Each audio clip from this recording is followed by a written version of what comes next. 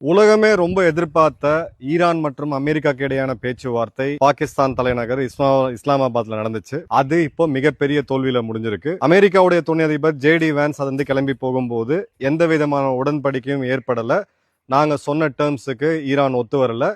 இதுக்கு ஈரானுக்கு தான் மிகப்பெரிய ஒரு பிரச்சனை அமெரிக்காவை விட அப்படின்னு சொல்லிட்டு நான் போறேன் அப்படின்னு சொல்லிட்டு கிளம்பி போனாரு. ஈரான் ஒரு பக்கம் பாத்தீங்கன்னா அமெரிக்கா யுத்த காலத்துல என்னென்னலாம் செய்ய முடியலையோ அந்த டிமாண்ட் எல்லாம் கொண்டு வந்து இது வச்சாங்க. இதை எங்களால ஏற்க முடியாதுன்னு சொல்லி அவங்க திரும்ப போனாங்க. இப்போ இந்த இடத்துல ஒரு மிகப்பெரிய பிம்பத்தை கட்டமைச்ச ஒரு நாடு அப்படின்னு பாத்தீங்கன்னா பாகிஸ்தான் தான். உலகத்தோட தன்னை ஒரு அமைதி புறாவா இவங்க வந்து ஒரு பெரிய பில்டப் கொடுத்துட்டு இருந்தாங்க. கம்ப்ளீட்டா எதிர்பார்த்த மாதிரி இந்த பேச்சுவார்த்தை அப்படின்றது தோல்வியில முடிஞ்சிருக்கு. தோத்துக்கிட்டே இருக்கீடா. இப்போ அடுத்த கேள்வி, வாட்ஸ் நெக்ஸ்ட்?